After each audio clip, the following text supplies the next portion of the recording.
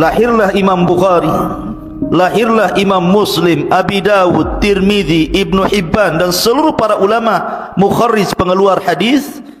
Mulailah mereka mengkhususkan kitab hadis yang tidak acak, yang acak-acak sebelumnya dikumpulkan dan dijadikan satu dengan sangat tertib. Bahkan Imam Bukhari dan Muslim sampai membuat kitab khusus namanya Sahih Bukhari dan Muslim yang isinya hanya hadis-hadis sahih saja. Tetapi sebelumnya seperti Musnad Imam Ahmad, Muwatta Imam Malik dan yang lainnya masih tercampur itu. Ada yang dhaif, ada yang sahih, ada yang diterima, ada yang ditolak.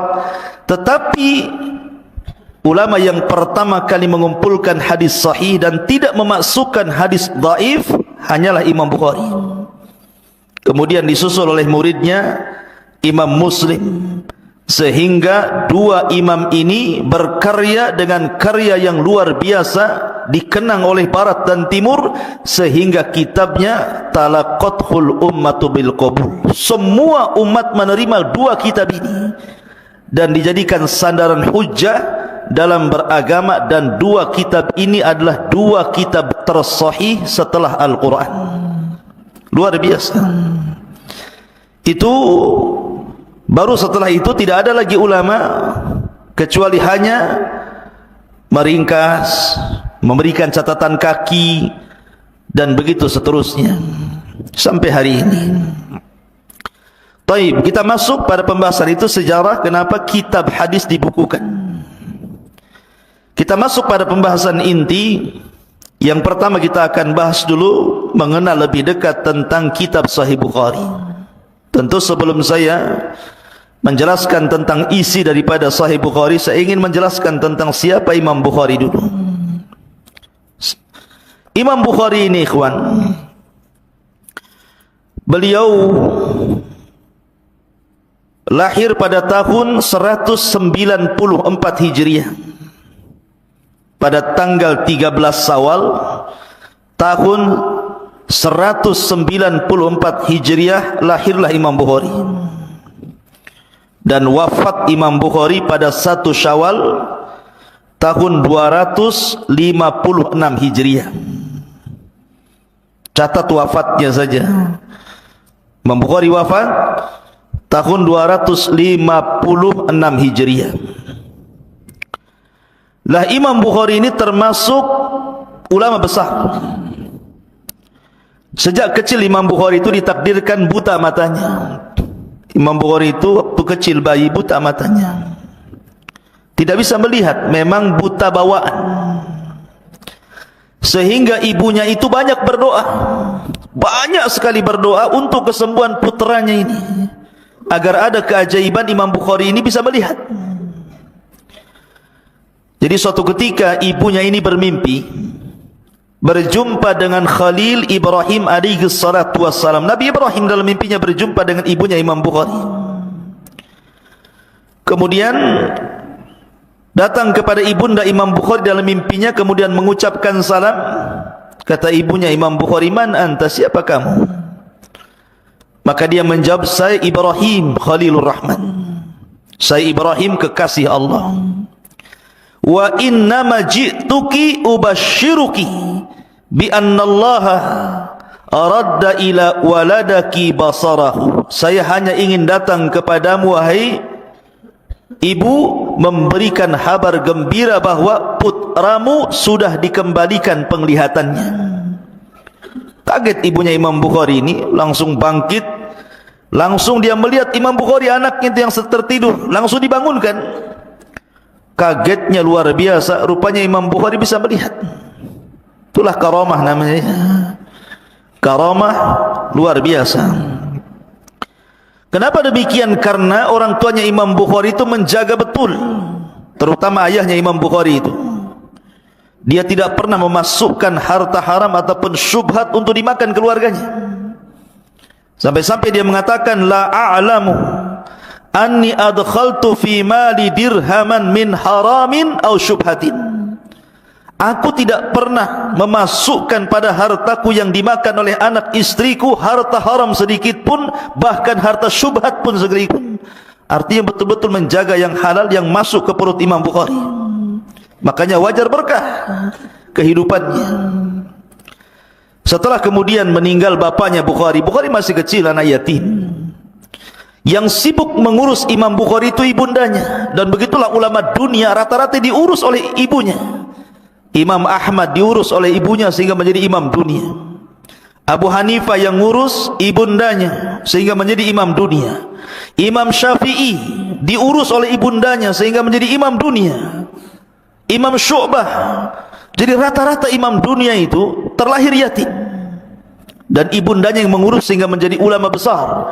Makanya wajar kalau seorang ibu itu ummul madrasah. Dialah guru yang terbaik yang ada di rumah.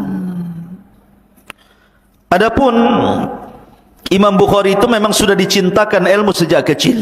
Jadi Imam Bukhari itu dari kecil suka ilmu, suka hadis, penghafal hadis.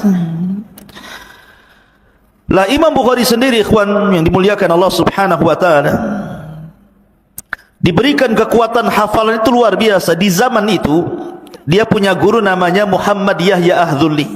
Muhammad Yahya Az-Zuhli itu gurunya dan merupakan qadhi hakim di Bukhara kala itu.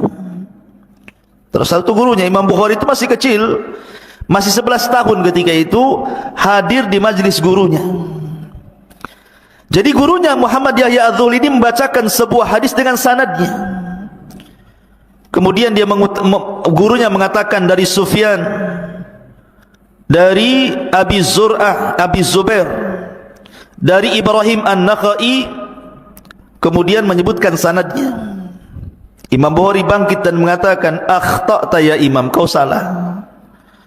Tidak pernah Ibrahim An-Nakhai itu mendengar dari Abi Zubair. Kaget gurunya, bagaimana kau tahu bahwa Ibrahim An-Nakhai tidak mendengar hadis daripada Abi Zubair? Kata Imam Bukhari, cek saja kitab aslinya. Maka tiba-tiba dia mengambil buku, kemudian mengecek kitab aslinya.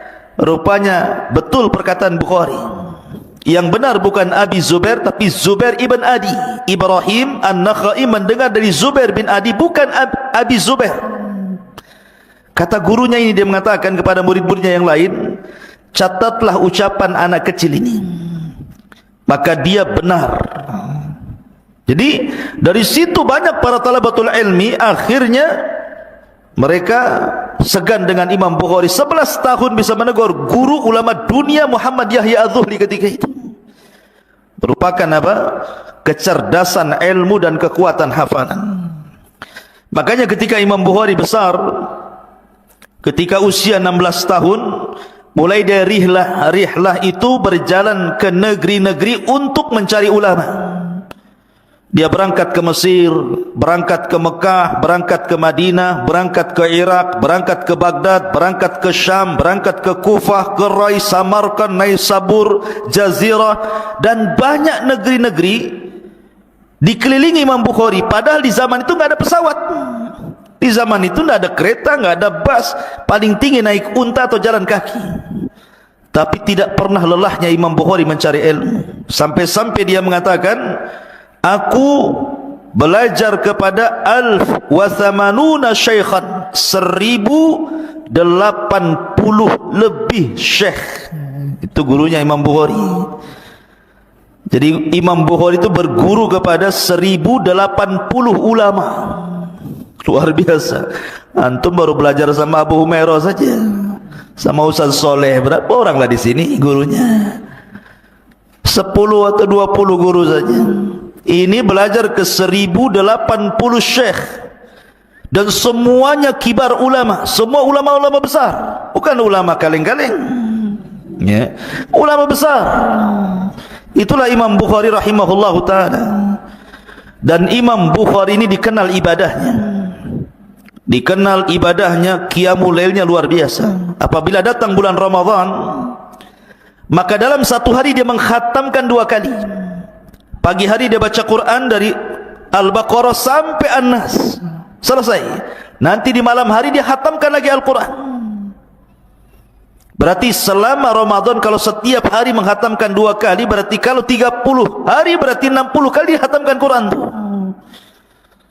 kuatnya beliau dalam beribadah.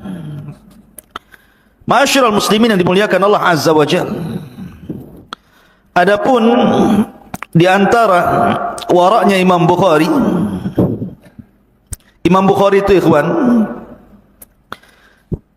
dia kalau mencantumkan hadis dalam sahihnya, dia langsung bukan dicatat di buku begitu, tetapi dia sebelum mencantumkan satu hadis dalam kitab Sahih Bukhari itu, dia mandi dulu. Setelah mandi, dia solat 2 rakaat. Setelah itu kemudian dia tafakur dengan Allah. Kemudian dia berpikir, layak nggak hadis ini saya masukkan di kitab saya ini. Bayangkan, Imam Bukhari itu ikhwan, dicatat oleh para ulama, kitab sahihnya itu. Dan ini menurut pendapat yang paling kuat saja Imam Ibnu Hajar, karena Imam Ibnu Hajar itu yang paling baik ketika mensyarah kitab Sahih Bukhari, dan itu diakui para ulama. Dia mengatakan bahwa jumlah hadis yang sahih yang terdapat dalam Sahih Bukhari itu jumlahnya 2602 hadis. Catat itu.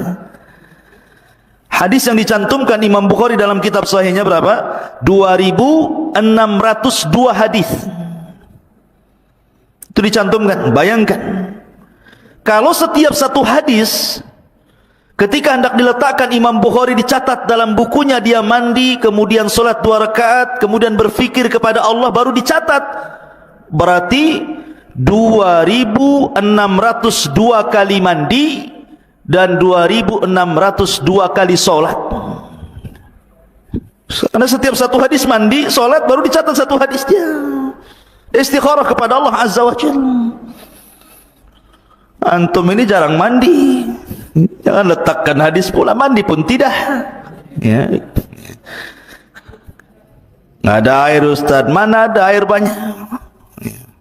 Ma'asyiral muslimin yang dimuliakan Allah Azza wa Jalla, lihat tawadhunya Imam Bukhari itu, meletakkan satu hadis saja, mandi dulu, solat dulu, istikharah, baru diletakkan. Ini hadis yang tercantum dalam Sahih Bukhari 2602. Tetapi yang terulang-ulang, kan kitab Sahih Bukhari kan tebal tuh, hadisnya ada yang diulang-ulang oleh Imam Bukhari dengan sanad yang lain, atau karena sebuah bab itu hadis yang diulang-ulang dalam kitab Sahih Bukhari itu ada yang mengatakan jumlahnya 7.397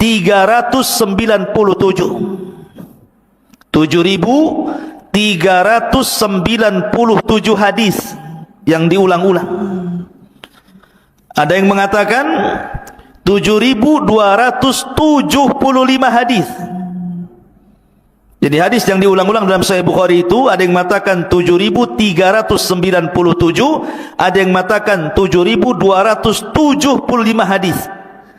Tapi yang tidak ada pengulangan, maksudnya yang dicatat Imam Bukhari dalam Sahih Bukhari itu, ada yang mengatakan 4.000, tetapi menurut pendapat Ibnu Hajar 2.602 hadis. Itu Sahih Bukharinya saja itu. Dan setiap pemasukan satu hadis, dia mandi, dia solat, dia catat. Luar biasa. Ma'asyiral muslimin yang dimuliakan Allah Azza wa Jalla, Imam Bukhari ini memiliki guru-guru yang luar biasa. Di antara guru-gurunya yang sangat kondang adalah Imam Ahmad bin Hanbal, pencetus mazhab Hambali. Kemudian Ishaq ibn Rahaweh, seorang mazhab Syafi'i. Kemudian Yahya bin Ma'in, kemudian Fadl ibn Dakin, dan banyak lagi guru-guru Imam Bukhari. Kalau murid-muridnya jangan tanya. Imam Muslim muridnya, Imam At-Tirmidzi muridnya, Imam Abi Hatim muridnya, Ar-Razi, Abu Zur'ah Ar-Razi, Abu Bakar ibn Asim, Ibrahim ibn Ishaq. Itu ulama-ulama hadis tuh. Nanti kalau antum belajar mustalah hadis, kenal ulama-ulama ini. Ulama-ulama besar, pencatat hadis semuanya itu. Kalau muridnya saja sekelas Imam Muslim, Tirmidzi, Abi Dawud gitu ya, dan yang lainnya, berarti Imam Bukhari ini memang luar biasa. Jabalul Hifdi namanya, gunung hafalan tuh Imam Bukhari itu. Ma'asyiral muslimin, para santri, ikhwan dan akhwat yang dimuliakan Allah Azza wa Jalla, Lah Imam Bukhari juga dijelaskan, kalau dia memberikan kajian seperti saya seperti ini nih, yang datang itu bukan 100, 200, 1000, 2000, tidak. Sekali kajian itu asyratu alaf, 10.000 orang yang hadir di majelis dia. Itu kajian rutin itu. Kalau mungkin di pesantren banyak lah yang hadir karena banyak santri. Kalau saya ngisi kajian di masjid-masjid ya kadang 10 orang. Itu pun yang ngantuk separuh gitu. Kadang ya agak banyak lah kalau ke Jabal Arafah, di Al-Khair, di Muhajirin lumayan gitu. Tapi ini yang hadir 10.000 orang setiap kajian coba. Dan dari mana-mana negara datang. Dari mana-mana negara datang hanya untuk hadir di majelis Imam Bukhari, mencatat hadisnya. Ma'asyiral muslimin yang dimuliakan Allah Azza wa Jalla. Adapun sebab kematiannya, Imam Bukhari ini kan bermasalah dengan gurunya, namanya Yahya Az-Zuhli tadi yang disebutkan. Bermasalah tentang masalah lafaz Al-Quran. Imam Bukhari menganggap lafaz Quran itu makhluk, sementara Yahya Az-Zuhli mengatakan lafaz Quran itu kalamullah. Padahal Imam Bukhari itu memerinci dengan mengatakan as-sautu sautul qari wal kalamu kalamul bari. Adapun suara yang keluar ketika membaca Quran itu suara makhluk, suara kita. Adapun kalam yang keluar itulah kalamullah Al-Quran. Tapi Imam Bukhari diserang akhirnya, banyak murid-muridnya yang kemudian menjauh dari Imam Bukhari karena ditahdir oleh gurunya. Kemudian dia diusir dari negaranya. Bayangkan, diusir dari negaranya Imam Bukhari itu. Ujian Imam Bukhari itu. Akhirnya dia keluar dari Bukhara, kemudian berjalan ke Samarkand sambil mengarang satu kitab bantahan gurunya, Khalqu Af'alil Ibad.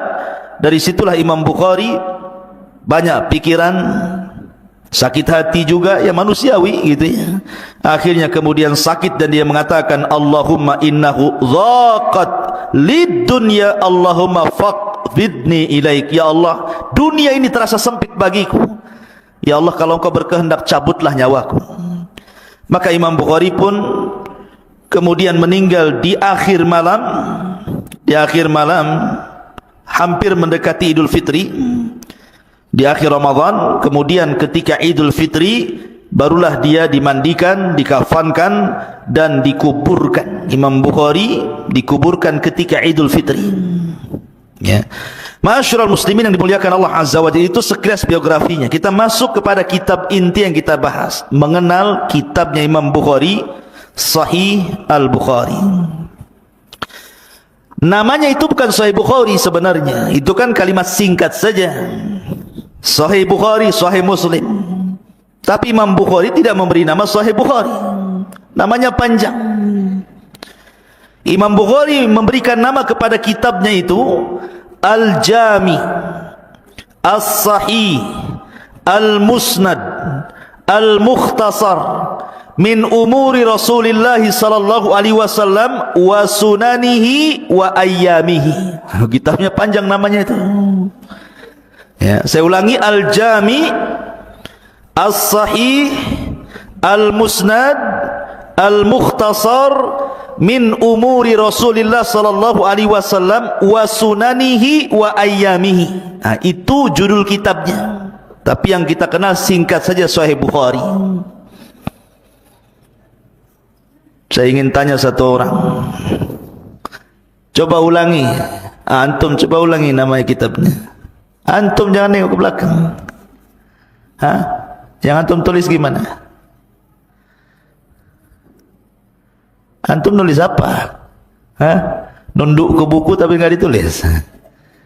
Al-Jami' As-Sahih, Al-Musnad, Al-Mukhtasar min umuri Rasulillah sallallahu alaihi wasallam wa sunanihi wa ayyamihi. Antum talabatul ilmi harus tak hafal gini namanya. Nanti ditanya nama kitab Sahih Bukhari apa enggak tahu. Al-Jami'us Sahih, Al-Musnad, Al-Mukhtasar min umuri Rasulillah sallallahu alaihi wasallam wa sunanihi wa ayyamihi, atau dengan singkat Sahih Bukhari gitu saja. Itulah namanya. Kenapa disebut Al-Jami' As-Sahih? Karena kitab Sahih Bukhari itu berbeda dengan kitab Sunan. Kan ada Sunan Imam Ahmad, Sunan Abi Dawud, Sunan Tirmidzi, Sunan Ibnu Majah, Sunan Daruqutni, kan sunan-sunan tuh. Kalau sunan-sunan itu, kitab-kitab sunan itu hanya lebih banyak kepada masalah hukum-hukum saja. Bahas salat, taharah, zakat, puasa, haji gitu ya. Tolak, nikah, buyu dan begitu seterusnya. Hanya berkisah tentang hukum-hukum. Jadi kitab-kitab sunan itu isinya hanya berkisah tentang masalah hukum-hukum saja. Tapi Sahih Bukhari namanya jami'. Jami' itu sesuatu yang mencakup segalanya. Di dalam Sahih Bukhari itu juga dijelaskan tentang tauhid, kitabul iman, kitabul ilmi, ta'bir ru'ya, kitabul riqaq, kitab al-fadail, tafsir, hukum. Jadi lengkap. Makanya disebut al-jami'. Adapun disebut sahih karena Imam Bukhari tidak pernah memasukkan dalam kitabnya kecuali yang sahih-sahih saja. Jadi Imam Bukhari tidak pernah memasukkan dalam kitabnya kecuali hadis-hadis sahih saja. Ma'asyiral muslimin yang dimuliakan Allah Azza wa Jalla. Taib, pertanyaannya, kenapa Imam Bukhari sampai mengumpulkan kitab Sahih Bukhari sehingga kitabnya menjadi kitab kondang di kalangan ahli sunnah wal jamaah? Imam Bukhari itu suatu ketika duduk bersama gurunya. Siapa guru Imam Bukhari? Ishaq ibn Rahaweh, seorang yang bermadzhab Syafi'i, itu gurunya Imam Bukhari. Lah Ishaq ibn Rahaweh pun punya karya sebenarnya. Tapi Ishaq ibn Rahaweh ini melihat kecerdasan muridnya Imam Bukhari ini, dia mengatakan kepada Imam Bukhari, "Lau jama'tum kitaban mukhtasaran li sahihi sunnatin Nabi sallallahu alaihi wasallam." Wahai Bukhari, seandainya engkau mau mengumpulkan satu buku yang isinya hanya hadis-hadis yang sahih secara ringkas, tentu ini lebih baik. Ketika ucapan Ishaq ibn Rahaweh inilah akhirnya menghujam dalam hati Imam Bukhari. Terpikir terus kata-kata Ishaq ibn Rahaweh ini. Seandainya engkau kumpulkan satu kitab yang isinya kumpulan-kumpulan hadis Rasul yang sahih secara ringkas saja, wahai Bukhari, lakukan. Jadi kepikiran terus ucapan Ishaq ibn Rahaweh sampai akhirnya Allah buka hatinya dan dia pun mulai menulis kitab Sahih Bukhari selama 16 tahun. Bukan setahun, 2 tahun, 16 tahun dia mengarang kitab Sahih Bukhari itu. Ada juga yang mengatakan, dan itu Imam Bukhari sendiri yang mengatakan, bahwa sebab dia mengarang kitab itu karena beliau mimpi. Beliau mimpi, mimpinya mengatakan demikian, kata Imam Bukhari, "Ra'aitun Nabiyya sallallahu alaihi wasallam ka'anni waqifun baina yadayhi wa biyadi mirwahatun adubbu anhu." Kata Imam Bukhari, suatu ketika aku bermimpi. Dalam mimpiku aku berhadap-hadapan dengan Rasul, dan ketika itu aku membawa kipas, mengkipas-kipas seperti ini, melindungi Nabi sallallahu alaihi wasallam, melihara Nabi sallallahu alaihi wasallam. Maka dia pun terbangun, kemudian dia bertanya kepada pakar ahli mimpi, orang yang suka mentakbirkan mimpi, mentakwilkan mimpi. Dia datang, "Ini saya mimpi seperti ini, apa ya takwilnya, apa maksudnya ya?" Maka ahli-ahli mimpi itu akhirnya mengatakan kepada Imam Bukhari, "Innaka tadubbu anhul kadhib fahuwa alladhi hamalani ala ikhrajis sahih." Bahwa engkau, wahai Bukhari, engkau akan membela Rasul dari para pendusta. Sebab itulah, kata Imam Bukhari, yang menjadikan aku mengeluarkan hadis-hadis Nabi sallallahu alaihi wasallam. Dari inilah sebabnya Imam Bukhari mengarang kitab Sahih Bukhari. Ada yang mengatakan karena nasihat gurunya Ishaq ibn Rahaweh, ada yang mengatakan karena mimpinya beliau. Maka dengan mimpi itu dia mentakwilkan kepada pakarnya, kemudian dari sebab itulah dia mengarang kitab Sahih Bukhari. Ma'asyiral muslimin yang dimuliakan Allah Azza wa Jalla. La Sahih Bukhari ini, atau tadi disebut Al-Jami' As-Sahih Al-Musnad Al-Mukhtasar min umuri Rasulillah SAW wa sunanihi wa ayyamihi, ini karya beliau. Ini Imam Bukhari luar biasa ya kawan. Jadi beliau jika mengarang kitab ini betul-betul dia menseriusi, nggak asal-asalan. Imam Bukhari ini sebenarnya beliau hafal kitab itu, hafal hadis-hadis yang sahih itu banyak. Bukan 2602 hadis yang tercantum dalam Sahih Bukhari-nya saja, tidak. Bahkan dia pernah mengatakan bahwa saya menghafal hadis yang sahih, saya menghafal hadis yang sahih itu lebih daripada 100.000 hadis. Bayangkan hafal hadis mi'atu alfi hadis. Itu yang ada di kepala Imam Bukhari itu. Hafidtu min hadithi Rasulullah sallallahu alaihi wasallam mi'ata alfi hadisan. Bayangkan, aku hafal dari hadis Nabi itu sampai 100.000.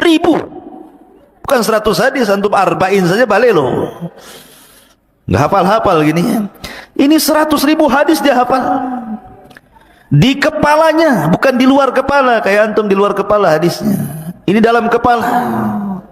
Ya.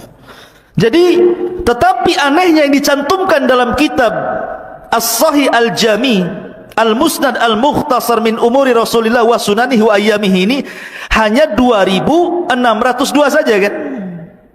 Kenapa tidak dicantumkan semua di situ? Ada yang mengatakan boleh jadi hafalan sebanyak itu karena tidak semua hadis.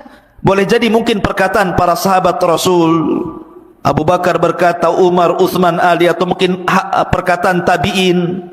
Kalau perkataan sahabat disebut mauquf, kalau perkataan tabi'in disebut maqtu, gitu ya. Atau mungkin hadis itu banyak jalurnya, sehingga Imam Bukhari menghafal bersama jalur-jalurnya sehingga sampai 100.000 hadis beliau hafal.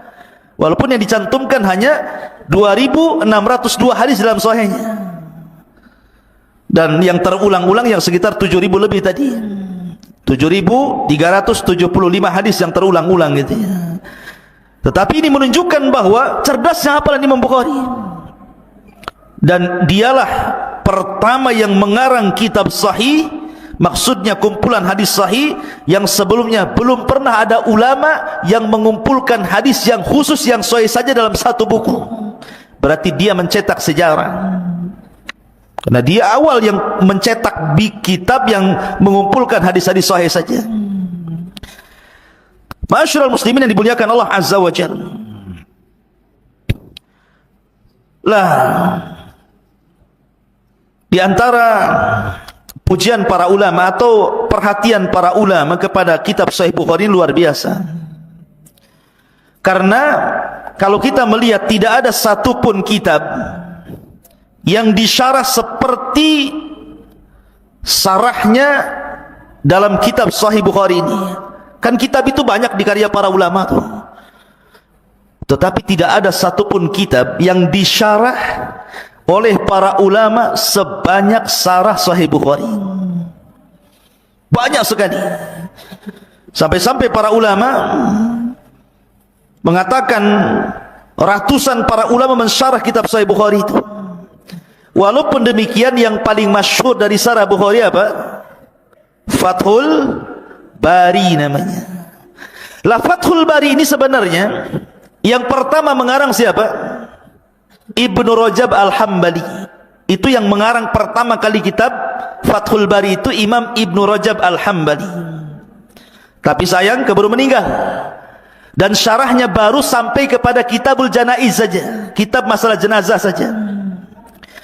Kemudian diteruskan oleh muridnya namanya Abdurrahim Al-Iraqi atau dikenal dengan Imam Iraqi. Kemudian muridnya mengarang kitab namanya Fathul Bari juga, sarah Sahih Bukhari. Tetapi Imam Iraqi pun keburu meninggal dan syarah Sahih Bukhari yang dikarya beliau tidak tahu ada di mana. Hilang, tidak sempat dicetak. Kemudian datang muridnya Imam Iraqi namanya Ibnu Hajar Al-Asqalani. Lah Imam Ibnu Hajar Al-Asqalani akhirnya mengarang kitab juga namanya Fathul Bari. Dan Allah karuniakan kepada beliau usia yang panjang sehingga bisa merampungkan sarah Sahih Bukhari, Fathul Bari. Dan Imam Syaukani mengatakan ketika memuji kitabnya Imam Ibnu Hajar Fathul Bari, la hijrata ba'dal fathi, katanya. Tidak ada hijrah lagi setelah Fathul Bari. Artinya tidak perlu melihat kitab lain ketika mensyarah Sahih Bukhari. Jadi Fathul Bari itu ada 3 marhalah. Pertama dikarang oleh Ibnu Rajab Al-Hambali sampai Kitabul Janaiz. Setelah itu meninggal, diteruskan muridnya oleh Abdurrahim Al-Iraqi, tapi kitabnya enggak ada. Kemudian dilanjutkan oleh muridnya lagi Ibnu Hajar, sama juga kitabnya namanya Fathul Bari, dan diselesaikan dari awal sampai akhir, dan itu kitab terbaik dalam syarah Sahih Bukhari, sampai para ulama mengatakan la hijrata ba'dal fathi. Tidak ada hijrah lagi setelah Fathu. Bukan Fathu Mekah maksudnya, Fathul Bari. Ya. Lihat bagaimana para ulama memberikan perhatian kepada Sahih Bukhari ini, luar biasa. Ya, kalau karya-karya yang lain sih banyak. Saya akan sebutkan seperti A'lamus Sunan yang dikarang oleh Abu Sulaiman Al-Khattabi, meninggal 388 Hijriah, itu juga syarah Sahih Bukhari. Kemudian syarah Sahih Bukhari yang dikarang Ibnul Battal Al-Qurtubi Al-Maliki yang meninggal pada tahun 449 Hijriah. Kemudian ada syarah Muskilatul Bukhari dikarang oleh Muhammad ibn Said ibn Yahya yang meninggal pada tahun 637. Di sana ada syarah Bukhari yang dikarang oleh Yahya ibn Syaraf An-Nawawi yang meninggal pada tahun 676 Hijriah. Di sana ada Al-Badrul Munir As-Sari fi Kalami ala Sahihil Bukhari yang dikarang oleh Abdul Karim ibn Abdin Nur yang meninggal pada tahun 735 Hijriah, dan banyak lagi At-Tanqih fi Syarhil Jami' Sahih, kemudian juga At-Tawdih li Syarhil Jami' As-Sahih, kemudian Al-Ifham Syarh Sahihil Bukhari, dan banyak sekali karyanya. Memang tidak ada satu kitab yang banyak disyarah kecuali kitab Bukhari, dan syarahnya luar biasa, berjilid-jilid, ya. Dan ini menunjukkan keberkahan siapa? Pengarangnya, Al-Imam Al-Bukhari rahimahullahu ta'ala. Kemudian di antara tazkiyah para ulama, rekomendasi para ulama tentang kitab Sahih Bukhari, berkata Imam As-Sakhawi, Sahihul Bukhari wa Sahihu Muslimin as-sahhul kutub ba'da kitabillah. Bahwa kitab Sahih Bukhari dan Muslim adalah kitab tersahih setelah Al-Quran. Dulu sebelum Bukhari dan Muslim lahir, kitab tersahih setelah Al-Quran itu kitabnya Imam Malik, namanya Al-Muwatta li Imam Malik. Muwatta pun banyak yang ngarang, salah satunya Imam Malik ngarang kitab Muwatta. Sepakat para ulama sampai di zaman itu khalifah meminta Muwatta itu untuk dijadikan undang-undang negara, tapi Imam Malik menolaknya. Tetapi setelah Bukhari lahir, Muslim lahir, kemudian mengumpulkan hadis sahih Bukhari dan Muslim dalam kitab keduanya, akhirnya para ulama setelahnya memandang bahwa dalam kitab Muwatta itu tidak semua hadis sahih dicantumkan Imam Malik di situ. Ada yang sahih, ada yang lemah, bahkan ada yang sampai maudhu.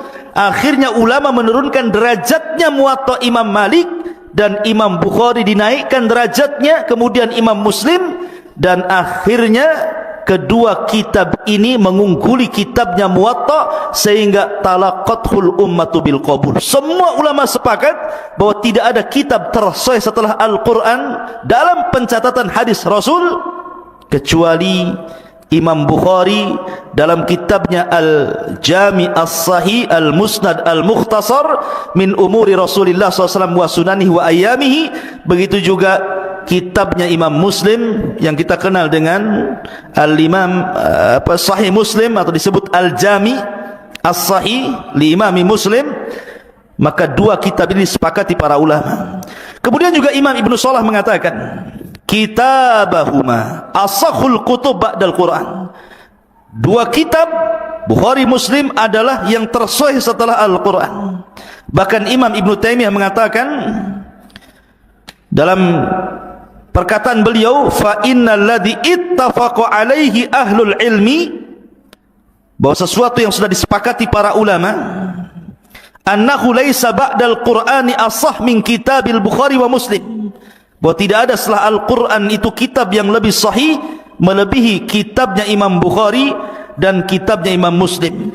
Dan banyak seperti pujian Ibnu Hajar, pujian Siddiq Hasan Khan yang mengatakan inna salaf wal khalaf jami'an qad atbaqu ala asahil kutubi ba'da kitabillahi ta'ala al-Bukhari thumma Muslim, bahwa para ulama salaf atau khalaf sepakat bahwa tidak ada kitab tersahih setelah Al-Quran melebihi Bukhari Muslim, dan begitu seterusnya.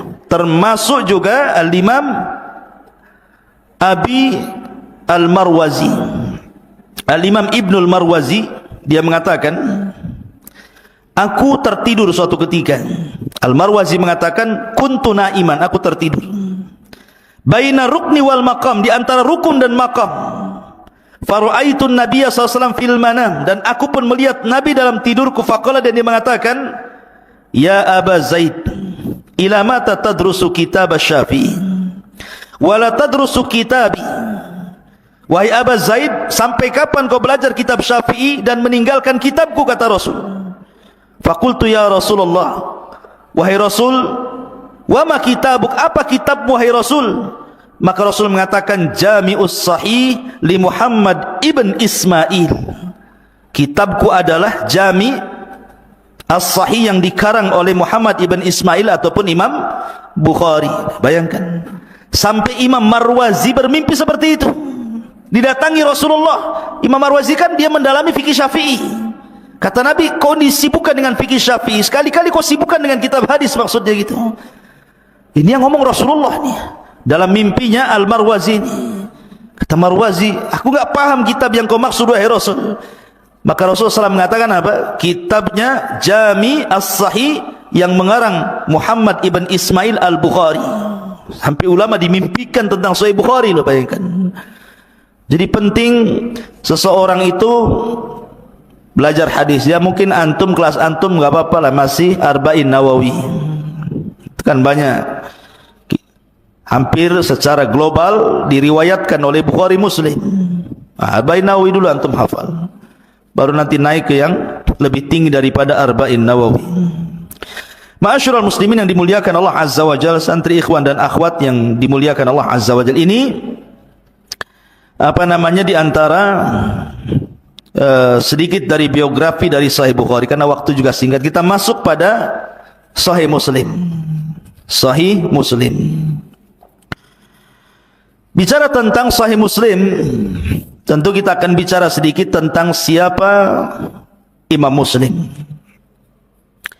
Imam Muslim itu termasuk a'immatul Islam, ulama-ulama Islam. Dan kitabnya tersahih setelah Al-Quran, setelah Sahih Bukhari tentunya ya. Lah, nama beliau Imam Muslim itu Muslim ibn Hajjaj ibn Muslim ibn Warad Al-Qushari An-Naisaburi. Beliau dilahirkan sekitar tahun 206 Hijriah, dan dia adalah salah satu murid terbaiknya Imam Bukhari. Walaupun dalam sahihnya Imam Bukhari itu kan gurunya, tapi tidak dicantumkan satu pun riwayat dari Bukhari. Aneh kan gitu. Imam Muslim itu kan berguru kepada Imam Bukhari, tapi dalam kitab Sahih Muslim tidak ada riwayat Bukhari, padahal gurunya tuh. Ada yang mengatakan, kenapa Imam Muslim tidak mencantumkan riwayat Bukhari dalam Sahih Muslim? Bahwa Imam Muslim itu mendahului sanad ulu, sanad yang lebih tinggi, karena guru-gurunya Imam Bukhari, guru-gurunya Imam Muslim juga. Kalau ada guru Imam Bukhari, ngapain kepada Imam Bukharinya? Langsung saja ke gurunya. Ada yang mengatakan karena ketika itu terjadi fitnah. Jadi ketika Imam Bukhari difitnah oleh Muhammad Yahya Az-Zuhli, sementara Imam Muslim juga salah satu muridnya Muhammad Yahya Az-Zuhli, ketika itu yang banyak membela Imam Bukhari adalah Imam Muslim. Sampai ketika dia mendengar bahwa Imam Zuhli mencela Imam Bukhari, mentahdir Imam Bukhari, dia pulang, dia ambil catatan hadisnya Muhammad Yahya Az-Zuhli, dia lempar, ambil kembali, aku tidak akan meriwayatkan hadis dari kamu. Sejak itu dia tidak meriwayatkan hadis dari Muhammad Yahya Az-Zuhli ataupun dari Bukhari sendiri. Makanya Imam Muslim itu dia tidak meriwayatkan, mengakui Imam Bukhari, tapi Imam Bukhari beda. Imam Bukhari itu diberikan kelembutan, walaupun dia difitnah oleh gurunya Yahya Az-Zuhli, tetap saja dalam sahihnya dicantumkan pula Yahya Az-Zuhli riwayatnya, tapi dengan nama samarkan, disamarkan namanya, menunjukkan bahwa Imam Bukhari tidak melihat orangnya, tapi melihat hadis itu sahih dari Nabi SAW.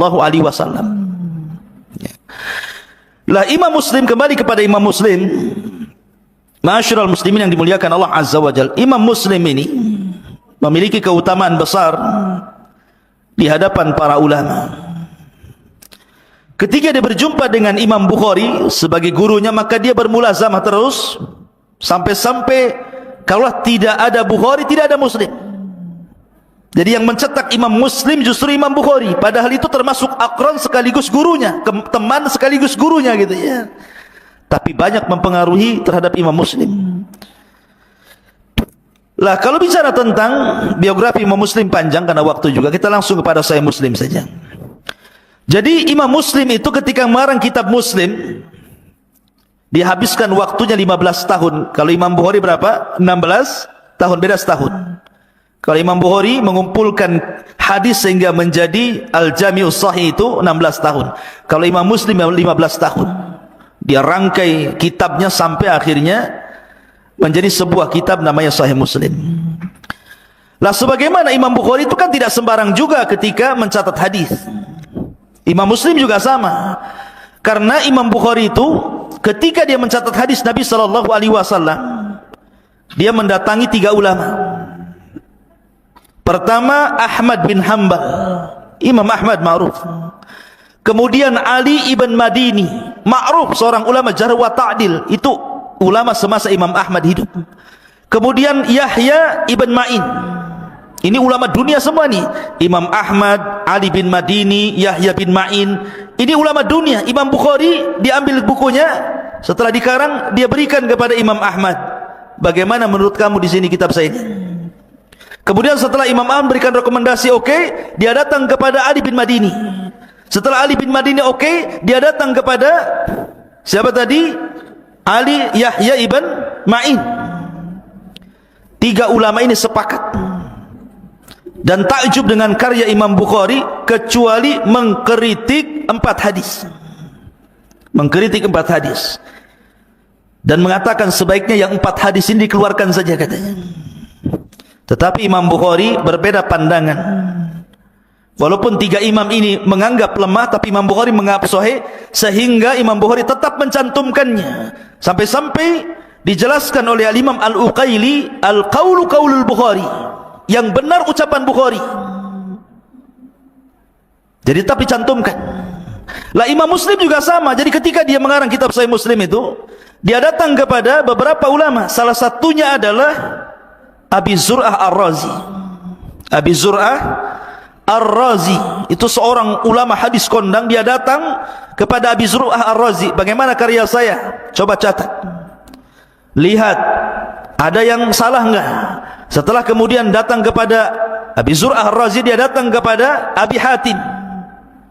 Abu Hatim ini gimana? Kemudian setelah itu dia datang kepada Muhammad ibn Muslim dan banyak beberapa para ulama. Dan Imam Muslim ini mengikuti saran ulama. Jadi kalau kata Abi Zur'ah Ar-Razi kayaknya hadis ini bermasalah, keluarkan saja, dia keluarkan. Kalau suruh masuk, masukkan ya. Jadi memang sudah dapat rekomendasi. Makanya antum kalau nanti suatu ketika Allah takdirkan menjadi penulis gitu kan, kemudian ngarang buku, nggak bisa langsung dicetak, tapi antum harus cari mungkin ustadz yang senior, tolong ini baca karya saya ini, ada yang salah enggak? Nanti kalau bisa dikasihlah muqaddimah di depan gitu. Nah, seperti itulah kebudayaan ulama ketika mengarang buku, itu maksudnya. Lah Imam Bukhari ini berbeda dengan Sahih Bukhari. Jadi Sahih Muslim ini berbeda dengan Sahih Bukhari. Kalau Sahih Bukhari itu tertata dengan bab. Jadi Sahih Bukhari itu kan ada babnya itu. Nanti kitab solat itu babnya macam-macam. Bab mengangkat tangan, bab menurunkan tangan, bab zikir dalam ruku, semua dibuat bab sama Imam Bukhari itu. Dan itu menunjukkan kecerdasan dan fikihnya Imam Bukhari. Langsung beristimbat di situ. Tapi Muslim tidak, dia tidak membuat bab. Dia langsung kitabus shalah, kemudian disebutkan hadisnya tentang masalah salat dari takbir sampai salam. Tidak, dia tertatib dengan bab gitu ya. Lah yang membuat bab itu justru Imam Nawawi yang mensyarahnya. Dan syarah Imam Nawawi syarah terbaik dalam Sahih Muslim. Syarah Sahih Muslim Imam Nawawi itu. Barulah dikasih bab. Ada yang mengatakan qadiyat, ada yang mengatakan Imam Nawawi yang membuat bab sehingga menjadi tertata. Tapi kalau kitab aslinya enggak ada babnya. Langsung kitabus shalah, kemudian hadis dicantumkan banyak-banyak di situ. Kalau Imam Bukhari tidak rapi, dia ada bab ini, bab ini, bab ini, sehingga ketika orang membacanya langsung paham bagaimana istimbat Imam Bukhari dalam hadis itu. Terkadang satu hadis dipotong-potong jadi banyak, dibuat per bab gitu ya. Kemudian juga yang membedakan Sahih Muslim dan Bukhari, kalau di dalam kitab Bukhari tidak ada mukadimahnya. Coba antum beli kitab Sahih Bukhari, matannya Imam itu langsung buku saja, buka di awal langsung bismillah. Kemudian hadis yang pertama, innamal a'malu binniyat wa innamal likulli imri'in ma nawa, wa man kanat hijratu ila Allah war rasul fa hijratu ila Allah war rasul, wa man kanat hijratu lidunya aw imra'atin yankihuha fa hijratu ila ma hajara ilaih. Kemudian baru dibuat bab. Enggak ada mukadimah sama sekali. Tapi kalau antum beli kitab Sahih Muslim, banyak mukadimahnya itu. Maksud mukadimah ini, apa sih tujuan Imam Muslim mengarang kitab? Dijelaskan dalam mukadimah itu. Walaupun kebanyakan para ulama jarang memberikan mukadimah, tapi ini salah satu keistimewaan Imam Muslim memberikan mukadimah dalam kitabnya sebelum masuk kepada bab, sebelum masuk kepada hukum-hukum yang akan ditulis dalam kitab Sahih Muslim itu. Dan jumlah hadis yang diletakkan dalam Sahih Muslim itu 4,000. Berapa? 4.000 hadis. Kalau tadi Bukhari berapa yang tidak terulang? Siapa yang hafal? 2.602. Yang terulang-ulang 7.375 hadis. Ada yang mengatakan? Ahsan ya. Jadi kalau Imam Muslim yang dicantumkan dalam sahihnya hanya 4.000 hadis. Ada yang mengatakan 3.300 hadis, ada yang mengatakan 3.300 hadis, ada yang mengatakan 4.000 hadis. Tapi kalau yang terulang-ulang banyak. Berapa? Isnai asyara alfan. 12.000 hadis yang terulang-ulang. Tetapi yang tidak terulang-ulang 4.000, ada yang mengatakan 3.030 hadis. Itulah kitab Sahih Muslim. Lah di antara ikhwatu fillah menyatakan Allah Azza wa Jalla, Imam Muslim ini punya gaya dalam mencatat hadis. Dalam mengarang kitab itu Imam Muslim punya gaya, punya metode gitu kan. Jadi Imam Muslim ini membagi orang-orang yang diambil riwayat itu kepada 3 kelompok. Kelompok yang pertama yang disebut dengan martabatul ula. Memang ini martabat tertinggi. Seperti Sufyan Ats-Tsauri, Sufyan ibn Uyainah, Imam A'mash, Ibrahim An-Nakhai, Ibnu Mubarak, Muhammad Al-Mahdi, itu rutbatul ula namanya, kelompok yang paling tinggi. Ini kalau ada hadis datang dari orang-orang ini, maka Imam Muslim sudah tidak komentar, langsung ambil. Dicantumkan dalam sahihnya. Ini kelompok yang pertama nih. Yang Imam Muslim tidak pernah komentar. Kalau datang hadis dari 2 Sufyan, Sufyan Ats-Tsauri dan Sufyan ibn Uyainah, kalau datang dari hadis dari A'mash, Ibrahim An-Nakhai, Ibnu Mubarak, Muhammad Al-Mahdi dan ulama sezaman mereka, Imam Muslim tidak tanya-tanya. Kalau hadis datang dari mereka, langsung dicantumkan dalam sahihnya. Karena mereka adalah kelompok yang luar biasa. Kemudian kelompok yang kedua, Imam Muslim itu mengambil hadis dari orang-orang yang secara agama itu bagus, disaksikan syahidalahu ahlul khair wad din. Jadi ulama menyaksikan dia memang orang baik, ahli agama, ahli ibadah. Tetapi dalam hafalan hadis bermasalah. Dibicarakan para ulama.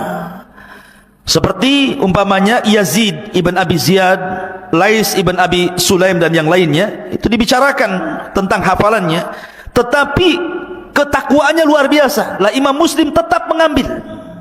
Tetapi bukan dijadikan hadis inti, tapi dijadikan mutabi namanya. Hanya penguat saja. Tapi Imam Bukhari tidak mau. Imam Bukhari kalau sudah dibicarakan hafalannya, anti meletakkan hadisnya di sahihnya. Enggak mau Imam Bukhari. Itulah kelebihannya Imam Bukhari di sini. Syaratnya juga beda. kalau Imam Muslim itu syaratnya harus sezaman dan memungkinkan ketemu walaupun tidak ketemu. Tapi Imam Bukhari tidak bisa, bukan sezaman saja, harus ketemu baru dicantumkan riwayatnya. Makanya Imam Bukhari itu walaupun punya guru 1080 orang, tapi dia mengatakan saya bisa menyebutkan hadis yang kuriwayatkan, siapa namanya, di mana tempatnya, bagaimana dia meriwayatkan kepada saya, karena syarat Imam Bukhari harus berjumpa dengan orangnya baru dicatat hadisnya. Kalau Imam Muslim tidak perlu berjumpa, yang penting sezaman dan memungkinkan ketemu. Itulah bedanya Bukhari dengan Muslim, syaratnya tidak beda kan.